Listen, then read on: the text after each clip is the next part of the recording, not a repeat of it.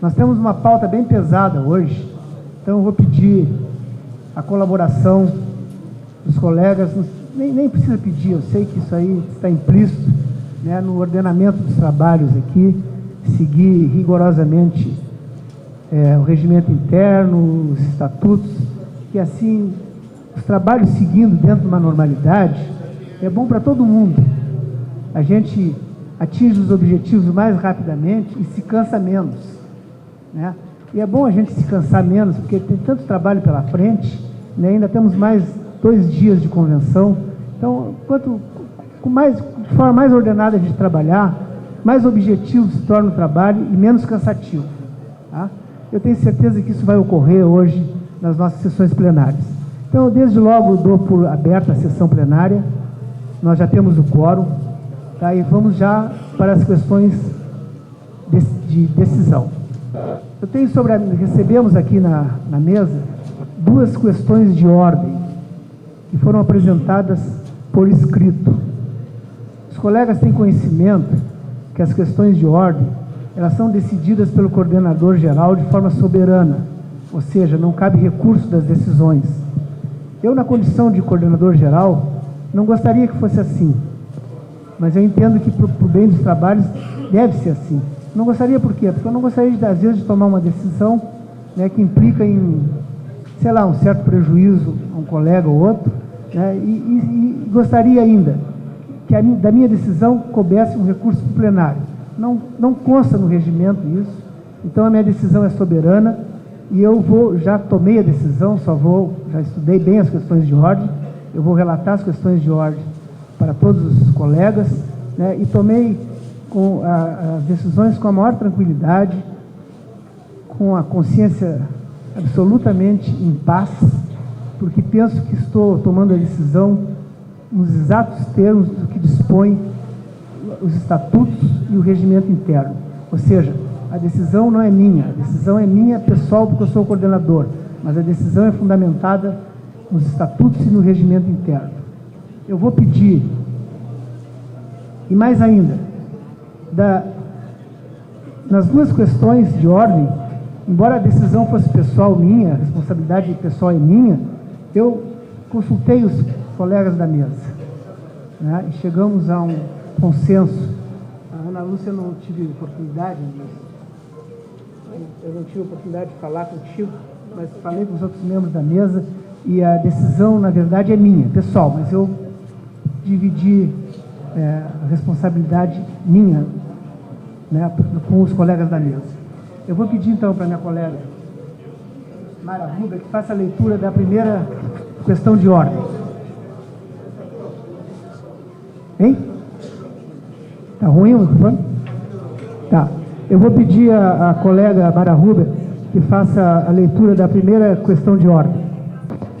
Sérgio Veire Batista, representante do Estado do Rio de Janeiro, na presente convenção, considerando a preocupação dos convencionais do citado Estado, diante da possibilidade de entendimento distorcido quanto às atribuições da convencional Rosana Escudeiro de Almeida, em virtude de estar ocupando o cargo de chefe de equipe fiscal na divisão de fiscalização da delegacia da RFB de fiscalização no Rio de Janeiro, DFIS-RJO, órgão integrante da Superintendência Regional da RFB na 7ª Região Fiscal, sobretudo diante da sua escolha pela bancada do Rio de Janeiro para concorrer a uma das vagas do Conselho Executivo da ANFIP, vem apresentar o parecer que segue em anexo, requerendo a manifestação dessa respeitável mesa sobre a legitimidade da candidatura da colega Rosana, que, conforme detalhado no referido parecer,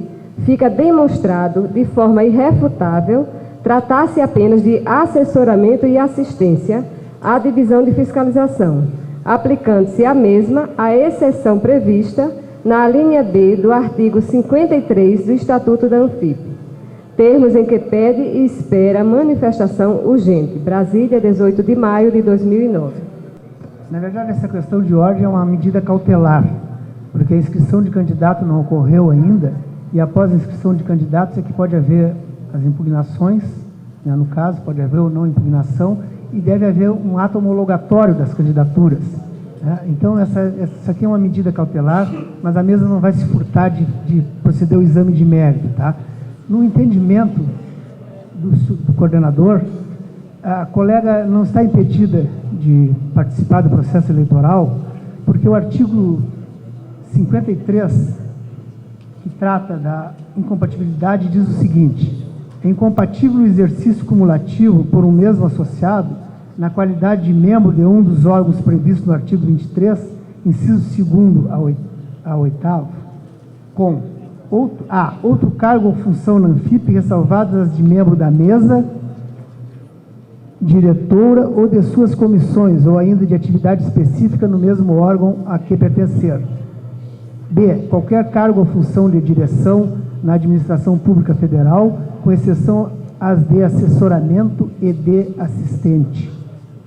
C. Dirigente máximo de outras entidades representativas de servidores federais.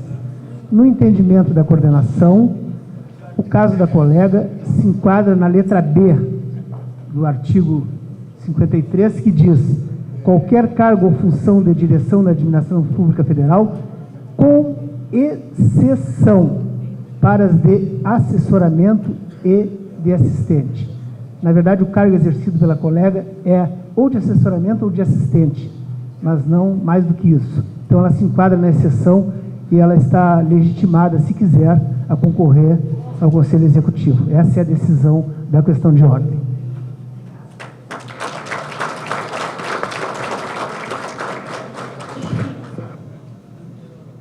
A segunda questão de ordem, que eu vou pedir que a colega Mara faça também a leitura.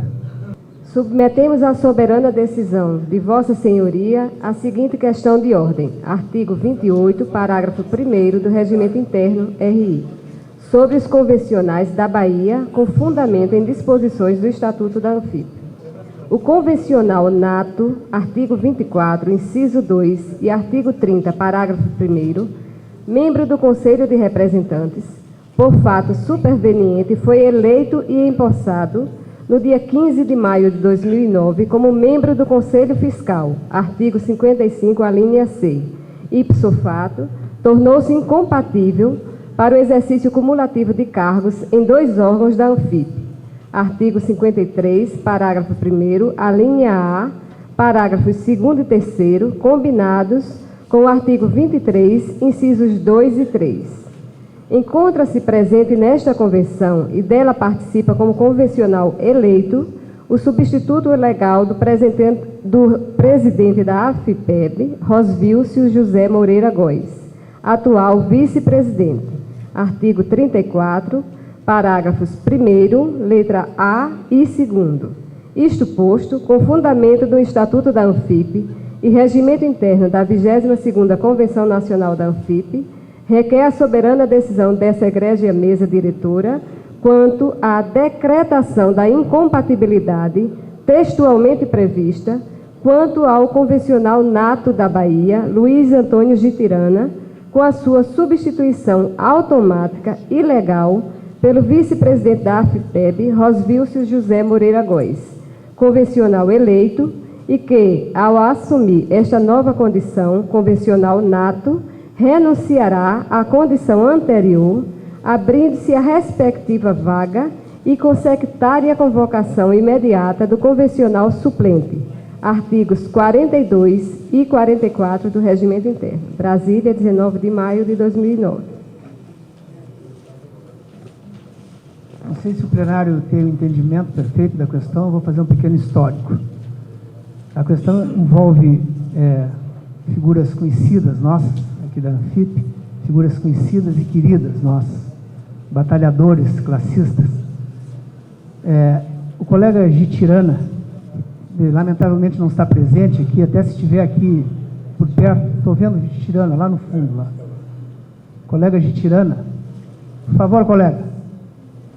O colega Gitirana era, antes do início dos trabalhos do Conselho de Representantes, o presidente da Associação Baiana, e como tal, membro do Conselho de Representantes, e como tal, membro nato da Convenção.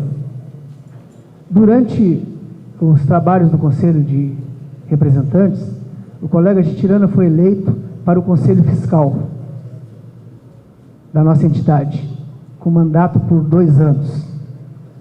Nessa condição, ele perdeu a condição de presidente da Associação Baiana, não de presidente da Associação Baiana, perdeu a condição de membro do Conselho de Representantes e, como tal, perdeu a condição de membro nato da convenção. Ele não havia concorrido, pela desnecessidade até, como candidato a convencional. Claro que para o Estado da Bahia, né, foi um ganho, porque passou a ter o substituto do Jitirana no Conselho de Representantes, como membro nato da convenção, e mais o Jitirana no Conselho Fiscal, que vai continuar prestando seus relevantes serviços à nossa entidade nesse conselho tão importante. A segunda questão, aqui da questão de ordem, é o pedido. Em primeiro lugar, a questão de ordem é da delegação da Bahia, assinada pelos representantes da Bahia. A segunda questão é o pedido de substituição do convencional. Então, nós temos aqui 2 decisões a tomar. A primeira, a manutenção ou não do colega Jitirana como membro, como convencional, com direito a voz e voto. E a segunda, se não for esse o caso, a substituição do convencional. Então, os colegas entenderam as questões de ordem? Entenderam? Então, passo a decidir as questões de ordem. A primeira questão, no momento em que o colega deixou a condição de integrante do Conselho de Representantes, ele perdeu a condição de membro nato. Ele não tendo concorrido ao convencional, ele perdeu, portanto, a condição de convencional com direito a voz e voto. Permanece com a condição de convencional com direito a voto e todos os demais direitos de todos os convencionais. Portanto, colega, eu lamento ter que decidir assim, mas é decisão de acordo com as normas que regem aqui a nossa convenção e a nossa entidade. O colega Jitirana perdeu a condição de membro nato da convenção e perdeu a condição até de convencional com direito a voto. Então, a primeira questão decidida é essa. Tá? E eu, desde logo, determino à secretaria da convenção que faça a troca de cartão azul para cartão amarelo. E espero que a gente continue contando aqui com o brilho, com a inteligência, com a combatividade do Jitirana. Essa é a primeira questão, decidida. A segunda questão é a questão da substituição, que é chamado aqui na questão de ordem da Bahia, de convencional suplente. Isso, não há essa referência convencional suplente, nem no estatuto, nem no regimento interno, nem nas normas processuais de eleição dos convencionais. Não há figura de convencional suplente. Portanto, a Bahia perde um convencional para o restante da convenção. Não há essa figura de suplente. Então, também decido. O número de convencionais, que era de 101, passa a ser de 100. E os representantes da Bahia, que eram 5, passam a ser 4. Esta é a decisão. Peço que o colega Jitirana depois passe junto à secretaria para obter o seu novo cartão, na condição de convencional com direito a voto.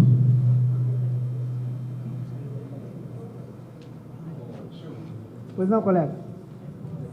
Sim, está previsto no estatuto e no regimento que o colega, quando citado nominalmente, ele tem direito a se manifestar, e acho que com mais razão eu vou dar a palavra para o colega Jitirana, deixando bem claro, o colega Jitirana e colegas convencionais, que não se trata aqui nem de recurso, a decisão está tomada e ela é irreversível.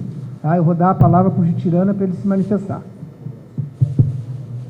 Bom, eu acato a decisão, não podia ser de outra maneira, já que está como caracterizado, não é, que eu, estando no Conselho Fiscal como gestor, já que a posse foi imediata, eu não poderia estar nos dois conselhos, entendeu?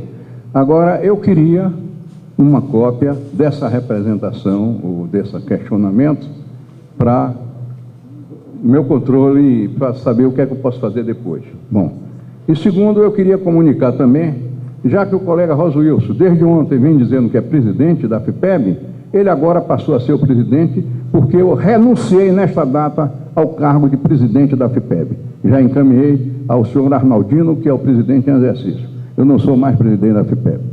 Muito obrigado. Colega Gitirana, no momento que foi tornada pública a questão de ordem, ela é de conhecimento de todos e tem uma cópia aqui à disposição do colega, quando quiser, é só apanhar aqui na mesa.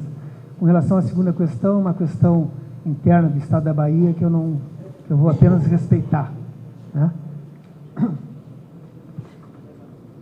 Em sequência, recebemos aqui na mesa muitas diretrizes, né? Apresentação de diretrizes. Eu vou pedir para a colega Amara ler aqui.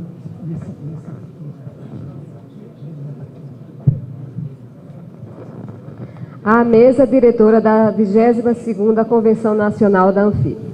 Prezados colegas, atendendo ao disposto no artigo 28, inciso 1 do Estatuto Social de nossa entidade, que determina a competência à Convenção Nacional de estabelecer as diretrizes para a consecução dos objetivos previstos no artigo 4, encaminhamos em anexo uma proposta de diretrizes a ser submetida ao egrégio plenário deste evento. Brasília, 20 de maio de 2009. A bancada José Geraldo de Oliveira Ferraz, Espírito Santo, Rosana Escudeiro de Almeida, Rio de Janeiro, e Wilson Antônio Romero, Rio Grande do Sul. Eu perguntaria qual dos signatários aqui vai fazer a apresentação das diretrizes. Bom dia, colegas. Senhores convencionais, dentro do que determina o nosso estatuto... Colega Romero, só um minutinho, por favor. A mesa quer destacar a presença honrosa para nós todos dessa convenção, nesse plenário, do senador Garibaldi Alves, senador pelo Estado do Rio Grande do Norte, ex-presidente do Congresso Nacional, e a quem, sem dúvida nenhuma, agradecemos essa deferência.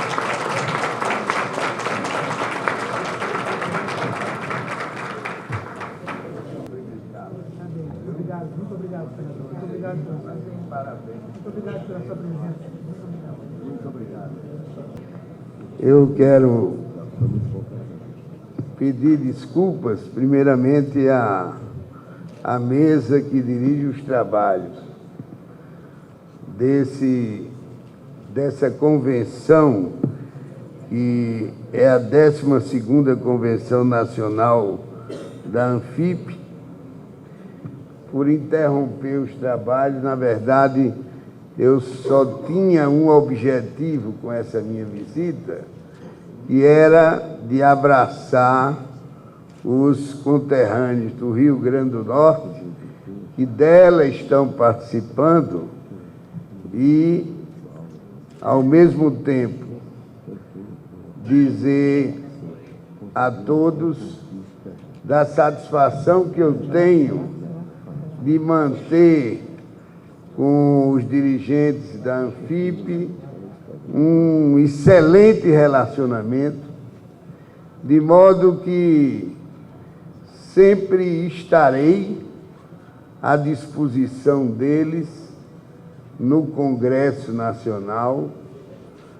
para qualquer reivindicação ou pleito que envolva a ANFIP, que eu sei que não consulta apenas aos associados da ANFIP, mas consulta os interesses nacionais, porque essa entidade é uma entidade, como eu já constatei, composta de pessoas, de cidadãos, de grande espírito público. Quero declarar isso e dizer que desejo que esse evento prossiga alcançando o êxito desejado, enquanto que nós, no Congresso Nacional, estamos tentando superar uma fase muito difícil, como todos já sabem. Nós, do Congresso, parlamentares da Câmara dos Deputados e parlamentares do Senado, como eu, temos consciência de que nunca tivemos pela frente uma situação como essa que estamos enfrentando. Uma série de denúncias, vindas inclusive de integrantes da própria casa, servidores da própria casa, mas o que é importante é que nós devamos aproveitar a oportunidade para realmente proceder a uma reforma, uma revisão, o termo não é muito apropriado, mas eu vou dizer aqui, uma limpeza para que nós possamos nos apresentar ao país inteiro, como sempre nos apresentamos, como seus verdadeiros representantes. Eu, só para encerrar, porque, infelizmente, o político, quando diz que vai dizer 2 palavras de 200, eu que cheguei aqui timidamente, acanhadamente, já estou falando, mas eu quero dizer, para terminar, que só assim nós vamos poder retomar aquela pregação que é a pregação que eu tive a oportunidade de levar à frente do Congresso Nacional, quando passei lá uma interinidade apenas de 1 ano e 2 meses, a pregação de independência, de um poder legislativo independente, que não se curve nem ao Executivo, nem ao Judiciário, um poder legislativo como sempre nós sonhamos e desejamos, e não se faça com ele o que vem se fazendo através de medidas provisórias, quando se envia uma medida e ela começa automaticamente a ter a sua vigência, quer dizer, o que significa dizer que o que o Congresso vier a deliberar depois, delibere, mas o que o governo tinha de fazer já fez, o que tinha de gastar já gastou, de modo que o que nós queremos é isso. E os senhores e as senhoras, o senhor presidente, me desculpe, porque eu falei realmente demais e não estava no programa. E eu sei que uma programação de um encontro como esse é uma programação para ser cumprida. As pessoas vêm de todo o Brasil, como estão vindo. Eu estou vendo aqui Amazonas, Amapá, Alagoas, Acre, hein? O Rio Grande do Norte, tem esse grupo todinho do Rio Grande do Norte aqui. Eu acho que a bancada do Rio Grande do Norte está desequilibrada, tem muita gente. Então eu saúdo, desculpe pelas palavras, uma intervenção que eu confesso que foi meio desarrumada, mas foram palavras de coração que eu trouxe, que eu evidentemente não poderia deixar de dizer. Muito obrigado pela acolhida e sucesso absoluto, total, é o que eu desejo a todos e aos trabalhos desta convenção. Muito obrigado.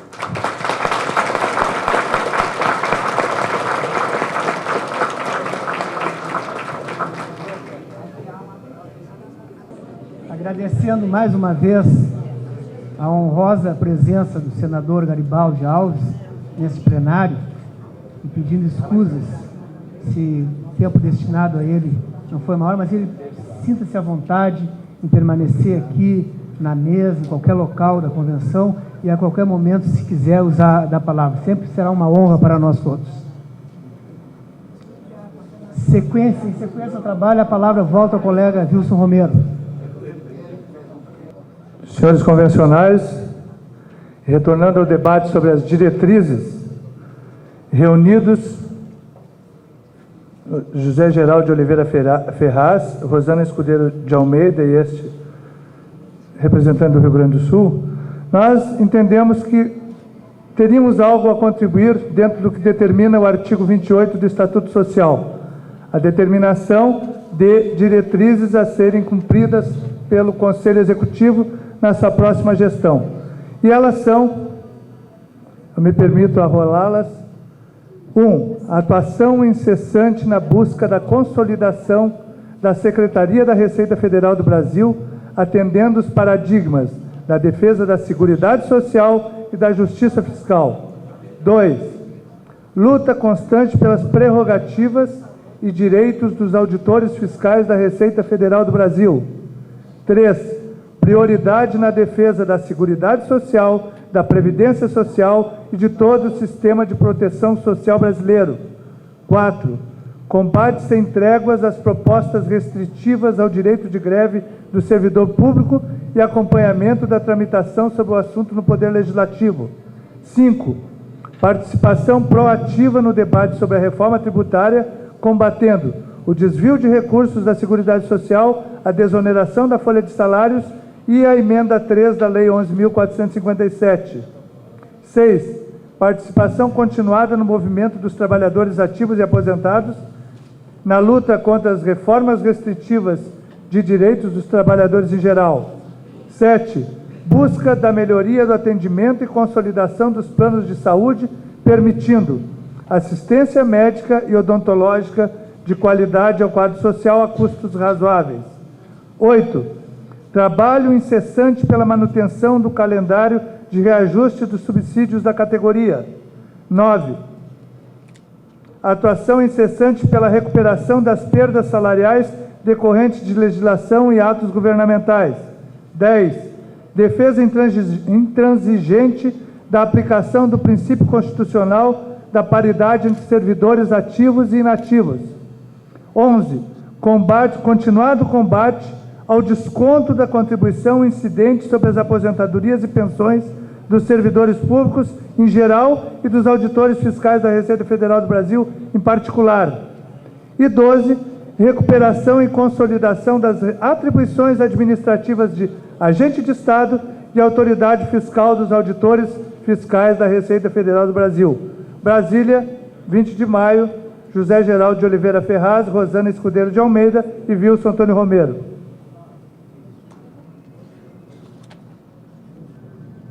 Em discussão. Não havendo inscritos, passamos à fase de regime de votação. Os que forem favoráveis às diretrizes apresentadas, queiram levantar seus cartões.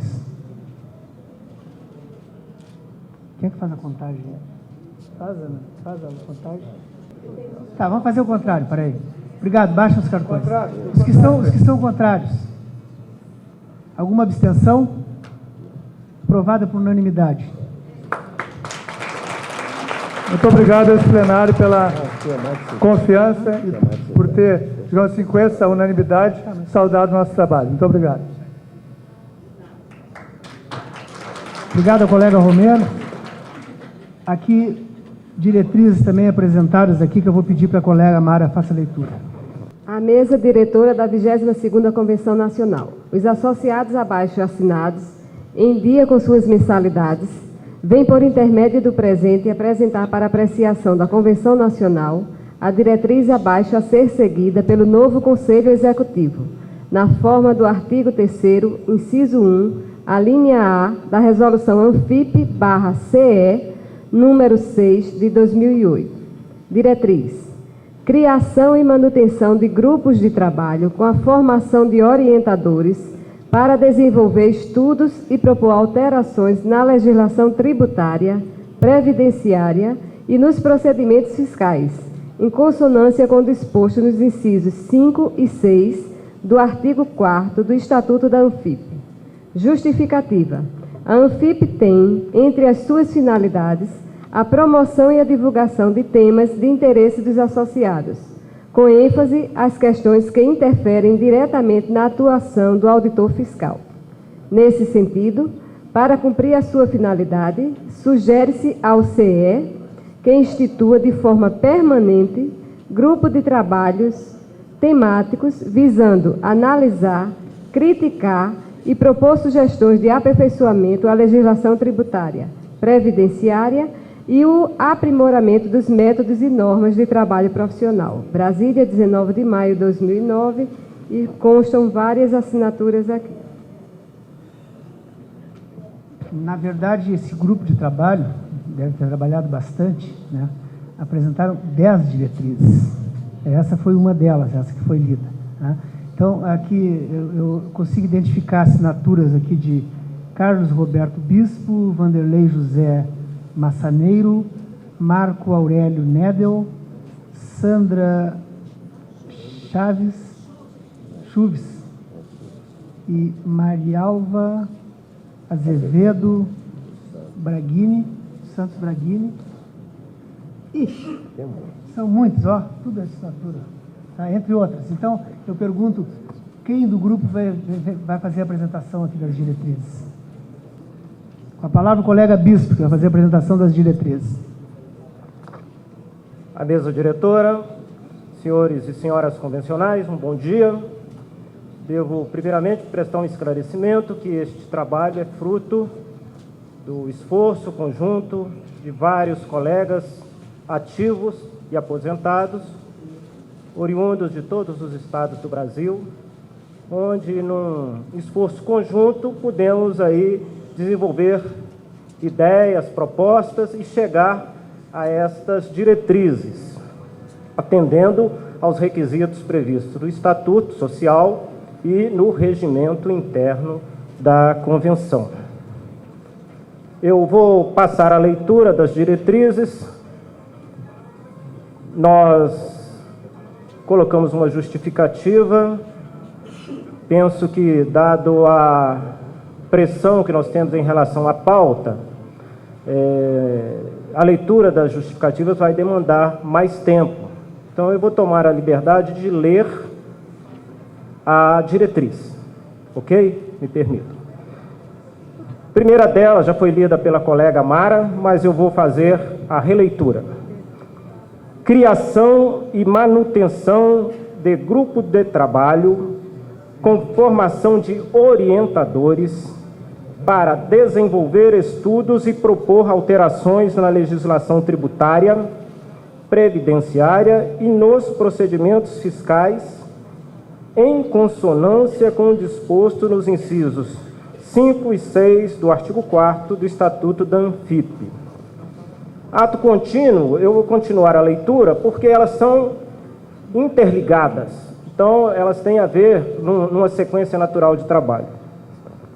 Segunda diretriz: dar continuidade ao acompanhamento quanto à implantação das proposições contidas no trabalho, consolidando a Secretaria da Receita Federal do Brasil, que foi apresentado à Receita Federal do Brasil em dezembro de 2008.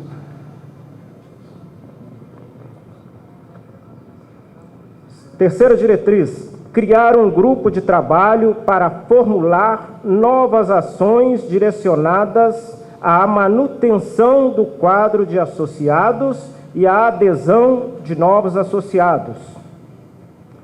Quarta diretriz: propor a revogação da portaria da antiga Secretaria da Receita Federal do Brasil, número 695 de 99, e, em caso de negativa, ajuizar a ação judicial no sentido de permitir a participação dos auditores fiscais como palestrantes ou instrutores em eventos, seminários e palestras destinadas à divulgação da legislação tributária e de interesse da Seguridade Social, para que, com isso, possa disseminar a cultura tributária como forma de exercício da cidadania.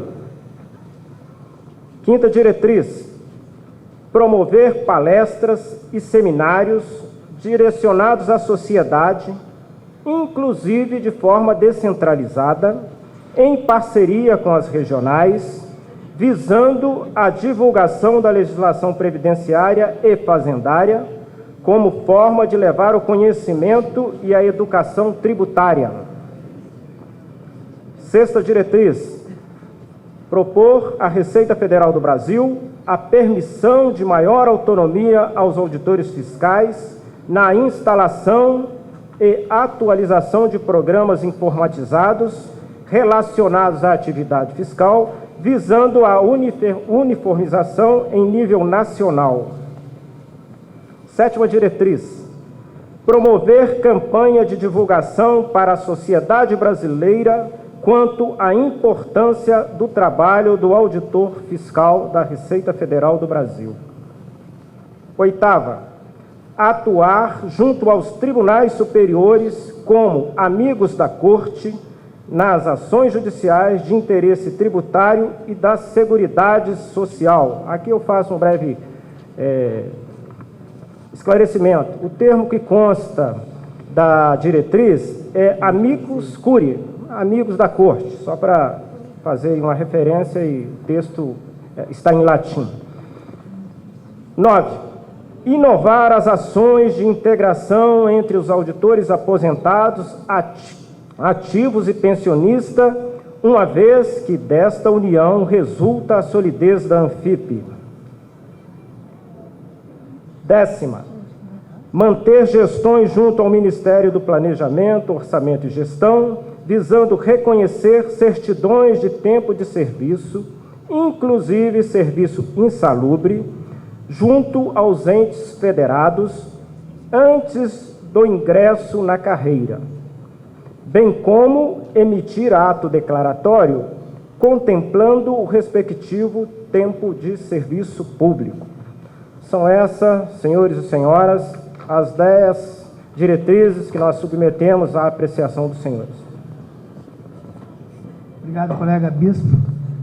A matéria está em discussão, esclarecendo ao plenário que, se houver alguma manifestação, pode ser de qualquer uma das 10 diretrizes.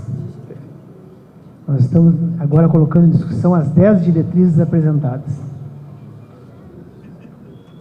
Não havendo nenhum interesse em manifestação, entramos no regime de votação. Aqueles que são favoráveis às diretrizes apresentadas, queiram levantar seus cartões. Obrigado. Os que são contrários. Abstenção. Aprovado por unanimidade dos presentes.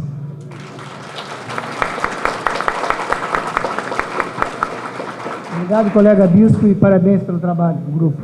Só para encerrar, eu quero agradecer a todos a confiança depositada com a aprovação e também fazer um agradecimento especial a todos os colegas do grupo de trabalho que está aqui em Brasília conosco e que se empenhou nesta proposta. Muito obrigado.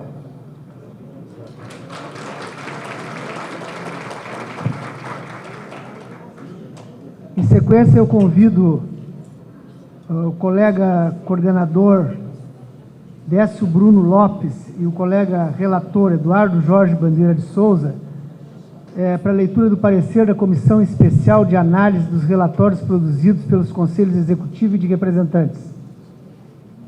Bom dia à mesa e bom dia a todos os colegas convencionais e a todos os presentes. Esta comissão, ela tratou da análise dos relatórios da presidência, das vice-presidências e dos relatórios também expedidos pela análise pelo Conselho de Representantes. Esta comissão foi indicada, então, pela coordenação geral da mesa e esses membros foram eleitos para a análise dos respectivos relatórios. Entre os membros, eu fui o Décio Bruno Lopes, de Minas Gerais. Fomos eleitos para ser o coordenador da comissão, o Eduardo Jorge Bandeira de Souza, de Alagoas, Givanildo Aquino da Silva, do Ceará, e Osinil Paula dos Santos, são os membros dessa comissão. E cumprindo as disposições estatutárias, esta comissão foi para apreciar os relatórios do Conselho Executivo, Conselho de Representantes, sobre as atividades da presidência e das vice-presidências na gestão 2007-2009, com o objetivo de elaborar parecer, o qual foi submetido ao coordenador-geral da mesa da convenção para aprovação nos termos do artigo 28, inciso 6 do Estatuto da Anfip. O grupo de trabalho reunido da análise na execução dos trabalhos foram analisados os relatórios emitidos pelo Conselho de Representantes, os relatórios da presidência e das vice-presidências do Conselho Executivo. E dessa análise expediram o seguinte parecer: após a análise dos documentos apresentados, sugere por votação na respectiva comissão, sugere a aprovação dos relatórios da presidência e das vice-presidências, com fruto no inciso 6 do artigo 28 do Estatuto da Anfip, devendo o próximo Conselho Executivo verificar a possibilidade de implementação das ressalvas e recomendações emanadas dos pareceres do Conselho de Representantes acerca dos referidos relatórios. Então, na comissão, nós verificamos que os relatórios do Conselho de Representantes dos relatórios constam ressalvas e recomendações. Concordamos com as ressalvas e recomendações e nessa situação, para que verifiquem o seu cumprimento, a possibilidade de cumprimento quando do próximo Conselho Executivo. Obrigado, colega Décio. Em discussão. Parece que pelos aplausos, mas de qualquer forma, regimentalmente, temos que colocar em discussão e votação. Em discussão, o relatório. Não havendo manifestação, passamos ao regime de votação. Os que são favoráveis à aprovação do relatório, levante seus cartões. Obrigado. Os que são contrários. Abstenção. Aprovado por unanimidade dos presentes.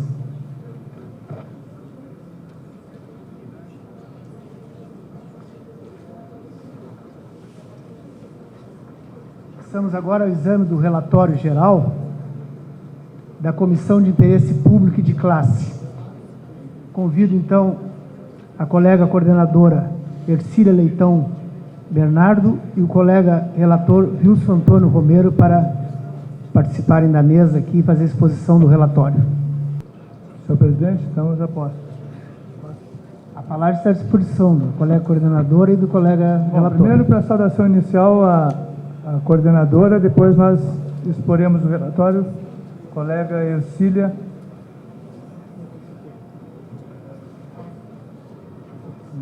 Bom dia, colegas. Estivemos reunidos com muita participação e responsabilidade. A nossa comissão trabalhou afinco e percebemos muito interesse. Todos davam suas opiniões, tivemos muitos debates e, ao final, chegamos a algumas conclusões aqui, com a aprovação de teses e algumas rejeitadas e algumas com emendas. Então, a gente agradece aos colegas que participaram dessa comissão de teses, e que realmente trabalharam com muita responsabilidade e muita dedicação. A gente percebe que os colegas estão completamente interessados na melhoria da questão da qualidade de trabalho. Muito obrigada. Passa a palavra ao senhor coordenador. Não, senhor relator. Bom, o relatório geral, a Comissão de Interesse Público e de Classe foi instalada no dia 18 de maio de 2009, segunda-feira, às 12 horas, pela secretária-geral da mesa diretora desta convenção nacional, Mara Rubia Alves Correia, a qual coordenou a eleição dos membros desta comissão. Foram indicados pelos presentes Ercília Leitão Bernardo e Wilson Antônio Romero, respectivamente, coordenadora e relator. Aprovada a indicação pelo plenário, foi estabelecido o horário para o início dos trabalhos e foram credenciados 41 convencionais com direito a voto, conforme listagem que nós anexamos ao relatório dirigido à mesa. Após a instalação da comissão, deliberou-se por analisar e votar as 19 teses apresentadas num único grupo sem dividir em subcomissões. Foram discutidas e votadas todas as 19 propostas apresentadas, cujo detalhamento quanto à decisão do plenário da comissão é o que segue. Cada uma das bancadas deve ter recebido uma cópia do relatório, que inclusive pode acompanhar. A decisão da comissão: aprovadas totalmente 7 teses, aprovadas parcialmente com emendas 6 teses, rejeitadas outras 6, no total de 19 teses. Encaminhamos à mesa desta convenção o relatório do resultado total, a relação dos convencionais e os relatórios que os senhores podem também acompanhar na seguinte ordem: relatórios com parecer de aprovação total, com parecer pela aprovação parcial, com parecer pela rejeição total. E aproveitamos, obviamente, para agradecer, como já fez a coordenadora, a todos os integrantes da comissão que, em face da compreensão, colaboração e espírito classista, possibilitaram a conclusão da nossa tarefa em tempo hábil, sem prejuízo do debate quanto ao mérito das propostas, favorecendo para que nossos trabalhos tivessem transcorrido num clima de muita harmonia, democracia e respeito. Passo desde logo a ler rapidamente as teses e a decisão sobre elas. Os senhores podem acompanhar para depois, inclusive, me parece, segundo a orientação da mesa, fazer os destaques necessários. As teses com parecer pela aprovação total. 1. A do colega José Tiburcio Tabosa, que era o salário de contribuição em precisão, foi aprovada por maioria. A tese 3. Associações civis dos servidores públicos federais e consignações de mensalidades em folha de pagamento, do colega Pedro de Triste Júnior, foi aprovada por maioria. A tese número 7, Receita Federal do Brasil, modelo de um novo órgão, de autoria de Marcos Galdense de Faria e José Roberto Pimentel Teixeira, aprovada por maioria. A tese 9, Programa de Capacitação dos Auditores Fiscais da Receita Federal do Brasil, de Eline Pires Carvalho, Ercília Leitão Bernardo, Terezinha Fernandes Meziati e Tereza Liduína Santiago Félix, foi aprovada por unanimidade. A 16, aposentadoria por invalidez permanente com proventos proporcionais, servidor público, de autoria de Maria Bernadette Sampaio Belo, aprovada por maioria. A tese número 18, extinção do fator previdenciário, deste nobre relator, dizem, aprovada por unanimidade. A 19, solidariedade tributária em grupos empresariais, deste que vos fala e mais do colega Nilton Antônio Casaroli, aprovada por maioria. As teses com parecer de aprovação... Não, vamos logo para a de rejeição, que depois com aprovação tem as emendas. As teses com parecer pela rejeição. A 2, alterar a forma de custeio da Receita Previdenciária é transformar em benesse do governo as aposentadorias, pensões e a Seguridade Social. E é também acabar com o direito de milhões de brasileiros, do colega Marcos Pavlovski, de Minas Gerais, foi rejeitada pela maioria. A 4, reforma do regime de previdência social do Serviço Público Civil da União, de Fernando Luiz Duque Estrada, do Espírito Santo, rejeitada por maioria. O estudo para criar a cooperativa Anfip Credicop, Cooperativa de Crédito dos Auditores Fiscais, do colega do Rio Grande do Sul, Sérgio Antônio Robaski, foi rejeitada por maioria. A criação a 12ª tese, isso seguindo pela numeração do nosso caderno, que os senhores também têm. criação do espaço neutro e permanente do servidor nas delegacias da Receita Federal do Brasil e demais unidades da Receita Federal do Brasil, de autoria de Santa Teresa Paiva Miranda, rejeitada por maioria. 13ª tese, a numeração do caderno, transformação de parcelas de dívidas da União a que teria direito com trânsito em julgado nas ações dos 28, 86 e 13 e 17, em créditos para a compra da casa própria para quitação de imóveis. De autoria do colega Geraldo Márcio Secundino, de Minas Gerais, foi rejeitada por maioria. E também a tese 15, prêmio, mérito de reconhecimento Anfip, do colega Geraldo Márcio Secundino, de Minas Gerais, rejeitada por maioria. E as teses aprovadas com parecer de emenda parcial, ou seja, isso com aprovação parcial com emendas, a número 5, que pretende a criação, o título era COPREV, Coordenação Geral de Assuntos Previdenciários, do colega do Paraná, João Eudes da Silva, foi aprovada por maioria, e os senhores podem ver no verso do relatório que a emenda da sua conclusão é exatamente essa. Ao invés da proposição do autor, a comissão entendeu por bem colaborar no sentido de redigir a seguinte conclusão e determinação da emenda: constituição de grupo de estudos para avaliar a urgência da criação de setores especializados em assuntos previdenciários dentro da estrutura gerencial superior da Secretaria da Receita Federal do Brasil.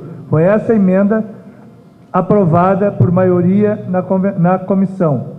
A número 6 foi aprovada com emenda, que era a conversão do tempo de serviço exercido em atividades sujeitas a condições especiais, atividades insalubres para servidores federais que foram das esferas municipal, estadual e distrital, antes da Lei 8.112/90, sob regime seletista e regime geral de previdência, da Maria de Lourdes Fernandes.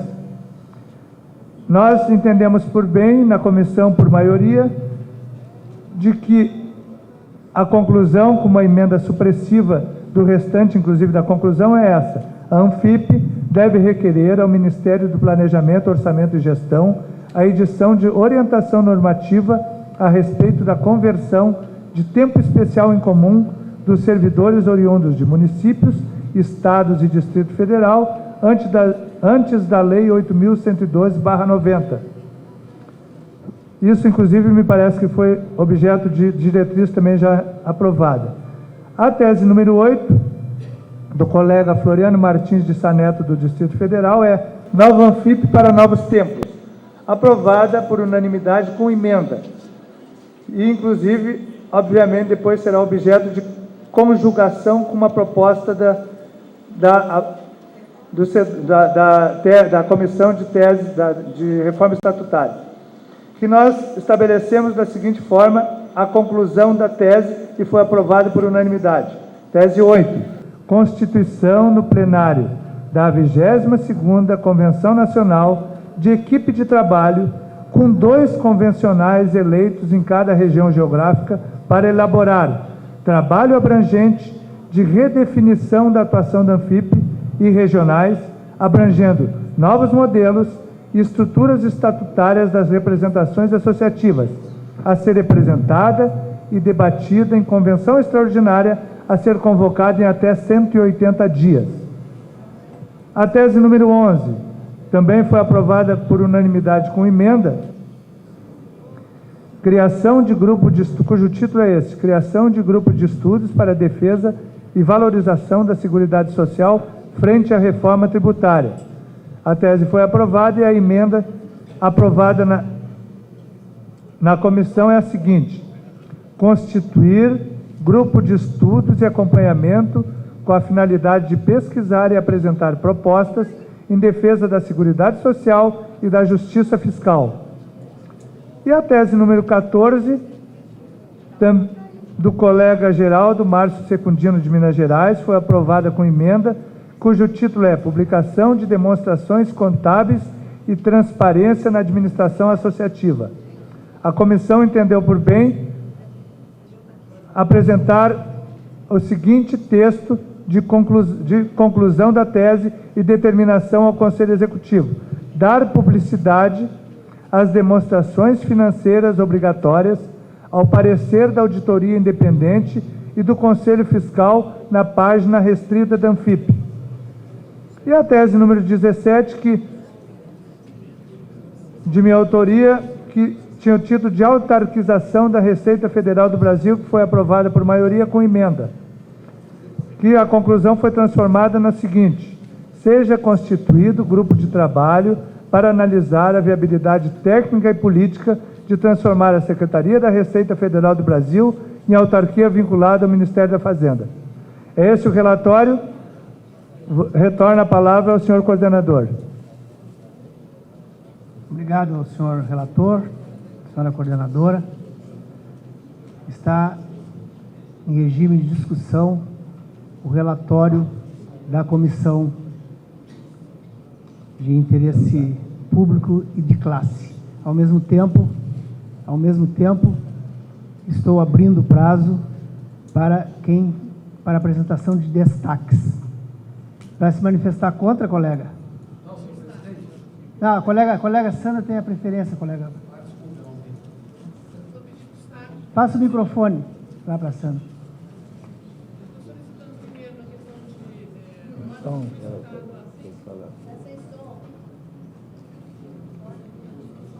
Eu estou pedindo, a princípio, que a citação da autoria da tese número 11, que foi aprovada com emendas, e também o destaque de duas teses, a 10 e a 12. Certo, colega. Colega Braguinha. Senhor presidente, eu só queria solicitar à mesa que determinasse que os relatórios fossem dados a cada convencional, porque cada bancada recebeu apenas um exemplar, e isso dificulta o nosso acompanhamento. Vou pedir as providências da secretaria nesse sentido. Eu tenho destaque para a tese de número 8. Destaque para a tese de número 8. Esgotado o prazo para apresentação de destaques. Vamos passar... Senhor presidente, só um encaminhamento, no sentido de que a comissão, com o objetivo de fato ter a formulação correta, se ateve a fazer emendas somente na conclusão dos trabalhos. Tá? Se alguém, porventura, apresentar destaque no teor do desenvolvimento enunciado, isso não foi objeto de emenda digamos assim, pelo tamanho e pela complexidade dos trabalhos, somente foram emendadas, sob o ponto de vista pragmático, exatamente a determinação que o autor encaminha essa convenção, da sua conclusão. E toda e qualquer outra, me parece que se ficaria prejudicada se houver nesse sentido. É discussão do relatório, Sandra? Já estamos agora em encaminhamento, por favor. Palavra com a colega Sandra. Quando eu me posicionei aqui, a princípio eu coloquei que o relator, ao falar da tese 11, esqueceu de